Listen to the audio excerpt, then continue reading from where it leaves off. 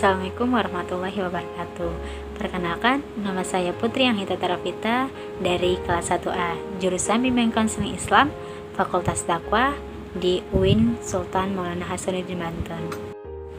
Saya di sini akan menjelaskan mengenai teori psikoanalisis.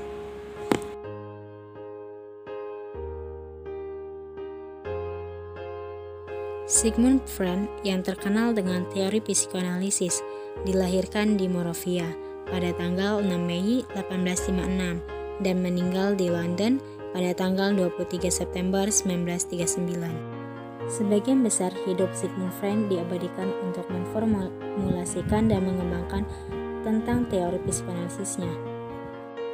Sigmund Freud dikenal juga sebagai tokoh yang kreatif dan produktif.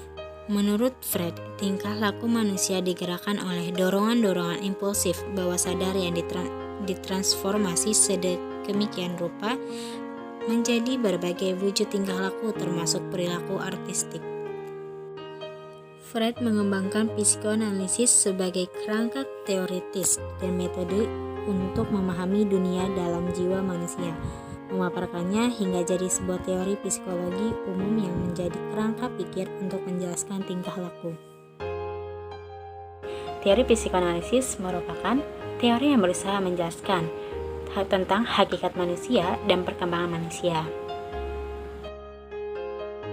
Tingkat kesadaran menurut Freud ada 3. Yang pertama, kesadaran. Kesadaran ini mencakup perasaan, pikiran, dan ingatan.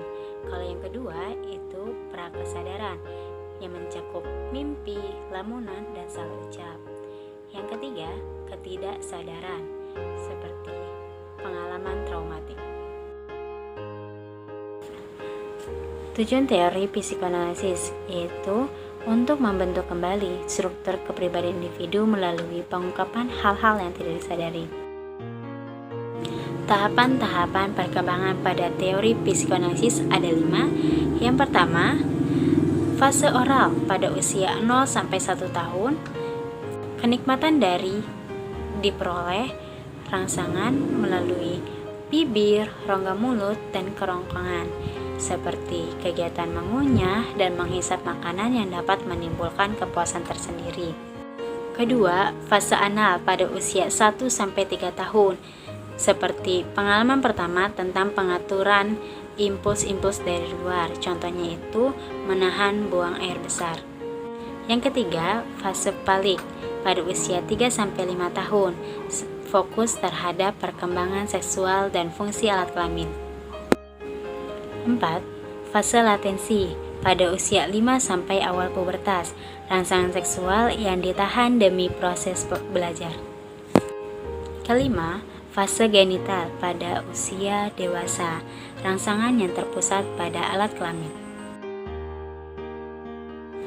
Pada setiap teori pasti memiliki kekurangan dan kelebihan. Salah satunya juga teori psikoanalisis memiliki kekurangan dan kelebihan. Kekurangan dari teori psikoanalisis yang pertama, teknik dan penekanan yang dilakukan terlalu merendahkan martabat, meskipun itu tidak disadari dengan baik. 2. Terlalu menekankan pada masa lalu sehingga seolah-olah tanggung jawab individu menjadi berkurang, meskipun pada kenyataannya tidak demikian. 3. Dapat menimbulkan kebosanan dan kelelahan pada pasien karena membutuhkan waktu yang lama dan juga tidak segera menemukan keinginan yang diharapkan. Kelebihan dari teori psikoanalisis yang pertama, dapat membantu menjadikan individu yang percaya diri akan kemampuannya yang sebelumnya tidak disadari dengan baik. Yang kedua, teori psikoanalisis ini juga mengajarkan bahwa masa kanak-kanak itu sangat dibutuhkan untuk perkembangan kepribadian manusia. Yang ketiga, konselor dapat memiliki suatu kerangka konseptual yang jelas sehingga mengetahui tingkah laku dan juga mengetahui fungsi dari simptomatologi. Nah, itu dia pembahasan mengenai teori psikoanalisis. Semoga bermanfaat. Wassalamualaikum warahmatullahi wabarakatuh. Dadah.